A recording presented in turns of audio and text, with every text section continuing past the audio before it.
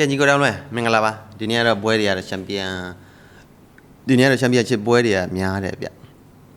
ျဒီနေ့မှတ်ပေးပွဲနှစ်ပွဲစပိန်လာလီဂါတစ်ပွဲရပြီးတော့ပြင်သစ်လိဂ်တစ်ပွဲအဲ့နှစ်ပွဲပဲကျွန်တော်ရွေးချယ်တာချန်ပီယံတခြားချန်ပီယံချစ်ပွဲတွေရတယ်ကျွန်တော် channel မှာကျွန်တော်တော့ရွေးချယ်ပြီးတော့တင်ပေးတော့မယ်ဈေးတန်းလေးအပြောင်းလေးတွေအများတန်းဖြစ်တယ်ဗျဖြစ်တော့ကျွန်တော်အပြောင်းလေးတွေဖြစ်တဲ့လောက်ကျွန်တော်ကတော့ဒီ channel ပဲရွေးချယ်ပြီးတော့တင်ပေးတယ်အခုလောလောဆယ်တိတ်ပြီးတော့မတင်ဖြစ်ဘူးဗျပွဲတွေကနိုင်ငံပွဲတွေဆိုတော့နိုင်ငံပွဲတွေအနေနဲ့ကပြောမယ်ဆိုရင်မကောင်းကစားတဲ့လူတွေတော့ကတော့တော်တော်လေးကောင်းတာပေါ့ကြော်ဒီပထမဆုံးအနေနဲ့ကတော့ဒီဘယ်လကနုံနဲ့ကျွန်တော်အရှိလက်ရှိဈေးတန်းကတော့ဈေးတန်းလေးအရာတော့ဒီတလုံး90အစားပေးထားတာဒါကိုပေါင်းဈေးဟို body ဈေးအနေနဲ့ကတော့ဒါဘယ်လကနုံအိမ်ကွင်းဖြစ်တဲ့အသင်းကနေပြီးတော့အရှိကိုပေးထားတာတလုံး90အစားအနေနဲ့ပေးထားတာပြောမယ်ဆိုရင်လက်ရှိဈေးတန်းကကိုပေါင်းဟို body ဈေးနဲ့ကျွန်တော်ပြင်းတယ်လို့ထင်တယ်ပြီးတော့ဒီတလုံး90အစားကိုပေါင်းဈေးနှလုံးအပြည့်ရှုံးဈေးတန်းလေးတွေအပေါ်ကြီးသွားလိုက်ရတော့ရှိတယ်အဲ့ဈေးတန်းလေးတွေကျွန်တော်ဆွမ်းနာတစ်ချက်ကြည့်နေတယ်အဲ့ဈေးတန်းလေးတွေကအဲ့နှလုံးတစ်လုံးတစ်ဝက်အစားကိုပေါင်းဈေးနှလုံးအပြည့်ရှုံးအဲ့လိုပုံစံမျိုးလေးတွေအပေါ်စီးသွားတာတွေရှိတယ်တော်တော်လေးသွားတဲ့ပုံစံမျိုးတွေရှိတယ်ပြီးတော့အခုလက်ရှိမှာဒီဘလကနိုအိမ်ခွင်းဖြစ်တဲ့ဘလကနိုကအခုလက်ရှိမှာအိမ်ခွင်းအနေနဲ့ကနိုင်ပွဲတစ်ပွဲမှမရှိသေးဘူးဒါပြီးခဲ့တဲ့နောက်ဆုံး9ပွဲမှာကျွန်တော်ပြောတာနော်ပြီးခဲ့တဲ့နောက်ဆုံး9ပွဲမှာဘလကနိုကအိမ်ခွင်းကစားတာမှာတရေပွဲတစ်ပွဲရှိခဲ့တယ်နှစ်ပွဲပဲရှိခဲ့တယ်နိုင်ပွဲမရှိသေးဘူးအိမ်ခွင်းနဲ့အနေနဲ့ကပြီးတော့အပေါ်ကြီးသွားတာတစ်ပွဲပဲရှိတယ်ဒါကတော့တခြားလိနဲ့ကစားတဲ့ပွဲရတော့အပေါ်ကြီးတော့တဲ့ပွဲပဲရှိအဝေးကွင်းမှာအပေါ်ကြီးတဲ့ပွဲမှာမသွားသေးဘူးဘလကနောအိမ်ကွင်းမဲ့အခုလက်ရှိနောက်ဆုံး9ပွဲမှာဘလကနောအိမ်ကွင်းအိမ်တပွဲမှာကျွန်တော်တို့အပေါ်ကြီးသွားတာမရှိသေးဘူးအဲ့ဒါလေးနည်းနည်းလေးသတိထားမှာကျွန်တော်တို့အပေါ်ကြီးသွားနိုင်တယ်ပေါ့ပြီးတော့အခုလက်ရှိအရှိအနေနဲ့ကလည်းအရှိနောက်ဆုံး9ပွဲလုံးကစားသွားတဲ့အချိန်မှာအပေါ်ကြီးတွေကြီးပဲသွားခဲ့တာပြီးတော့သူတို့ဟတ်တူကထိတိုက်တူဆုံခဲ့တဲ့ကစားပွဲတွေအနေနဲ့ကလည်းအပေါ်ကြီးတွေကြီးသွားခဲ့တာပြောမယ်ဆိုရင်ကျွန်တော်ဒီပွဲမှာဘာကြောက်လဲဆိုတော့တလုံး90အစားပေးပြီးတော့တရေသွားကြောက်တာတရေနဲ့ပြီးတော့ဒီဈေးပေးအသင်း90အစားနဲ့အဲ့လိုမျိုးဈေးတောင်သွားပြီးတော့ဖြစ်มาတွေပို့ပြီးတော့ကြောက်တယ်အဲ့တခုအဲ့ဒါကြောက်တယ်တလုံးဒီပြောမယ်ဆိုရင်ဒီတလုံး90အစားနဲ့ပြီးတော့အောက်ဈေးသွားရင်လည်းသွားနိုင်တဲ့ပုံစံမျိုးပေါ့ကျွန်တော်ဝမ်းစီတယ်ဒါပေမဲ့ဒီအရှိအနေနဲ့သူပြီးခဲ့တဲ့ဒီကစားခဲ့တဲ့ပွဲတွေအနေနဲ့ကတော့ပေါ်ကြီးသွားတာများတဲ့အတွက်ကြောင့်မလို့ဒီလက်ရှိကစားအနေနဲ့လည်းအဆင့်14နဲ့အဆင့်16ဆိုတော့ဒါတိတ်ပြီးတော့ကွာတဲ့အသင်းအနေနဲ့တော့မရှိဘူးပြီးတော့ကိုရလက်အနေနဲ့ကကျွန်တော်ဘယ်လာကတော့တိတ်ပြီးတော့ရလက်တိတ်ပြီးတော့အချိန်နေကောင်းတာမရှိဘူးဗျမရှိတဲ့အတွက်ကြောင့်ကျွန်တော်လက်ရှိမှာအရှိအနေနဲ့ကလည်းဒီနောက်ဆုံးကစားခဲ့တဲ့9ပွဲလုံးမှာအပေါ်ကြီးသွားရတဲ့ပွဲတွေဆိုတော့လက်ရှိမှာအပေါ်ကြီးတော်တော်လေးကြိုက်တယ်ကျွန်တော်ကဒီအပေါ်ကြီးပီဒီဘယ်လာကနေနဲ့ကျွန်တော်အပေါ်ကြီးမသွားတာမရှိလို့အပေါ်ကြီးကြိုက်တယ်လို့တော့မဟုတ်ဘူးဗျအခုလက်ရှိမှာပြောမယ်ဆိုအိမ်ကွင်းအနေနဲ့ကလည်းဘယ်လာကနေက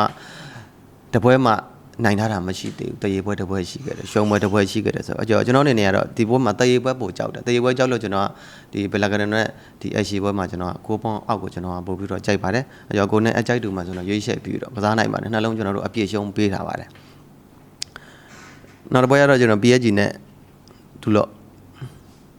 PSG ဒူလော့ကအခုလက်ရှိမှာ PSG ခင်ဗျားတို့သိတယ်အခုလက်ရှိမှာတိတ်ပြီးတော့ဟိုဈေးတန်းမအောင်တဲ့ပုံစံမျိုးလေးရတော်တော်လေးတွေ့နေရတယ်များတယ်လက်ရှိ PSG ဈေးတန်းပေးပြီးတော့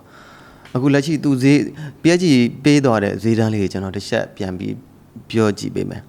PSG ပေးသွားတဲ့ဈေးတန်းလေးတွေအခုနေကဒါဒီဇန်နဝါရီလ29ရက်နေ့စပြီးတော့ဒါနေယူကာဆန်နဲ့ပွဲမှာကဒီတလုံး90အစားတလုံးတရေပေးတယ်တလုံးတရေပေးပြီးတော့11နဲ့ဒါ PSG မအောင်ခဲ့ဘူးဈေးတန်း11ကျသွားတယ်ကိုပေါင်းဈေးလည်းမအောင်ခဲ့ဘူး PSG သွားခဲ့တဲ့ပွဲတိုင်းမှာကကိုပေါင်းဈေးအနေနဲ့က3လုံး90အစားပဲပေးတယ်3လုံး90အစားပေးပြီးတော့4လုံးတစ်ဝက်အဲ့လောက်ပဲပေးတယ်3လုံး90အရှုံးပြောတာ3လုံး90အစားမပေးဘူး3လုံးအစားမပေးဘူးသူပေး3လုံးအရှုံးပဲပေးတယ်ပြီးတော့4လုံး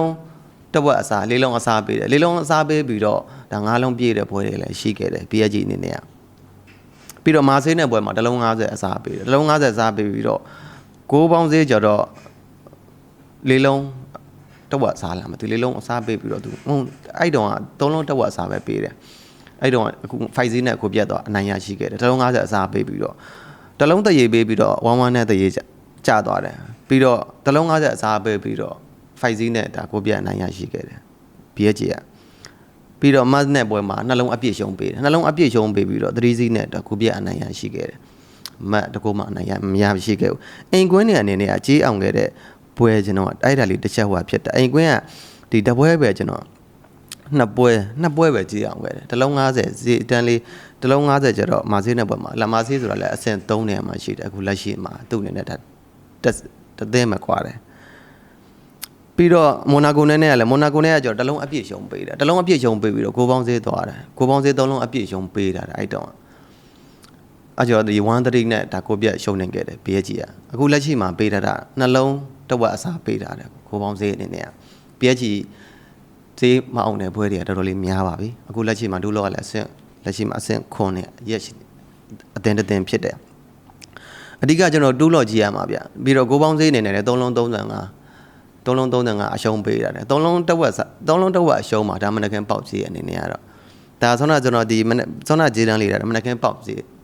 တဲ့ဈေးတန်းလေးအတိုင်းမှာကျွန်တော်ပြောသွားတာညနေခင်းဈေးတန်းကြောက်တော့ဒါဈေးတန်းအပြောင်းလေးအများကြီးရှိသွားနိုင်တယ်အခုလက်ရှိညနေခင်းဈေးတန်းဟိုကိုပေါင်းဈေးအနေနဲ့က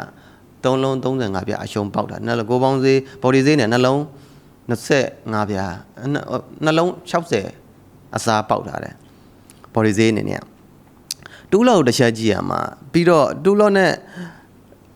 ဒီဟတ်တူကတိတ်တွေ့ဆုံခဲ့တဲ့ကစားပွဲတွေအနေနဲ့ဒီဈေးမအောင်ခဲ့တဲ့ပွဲတွေအနေနဲ့ကတော့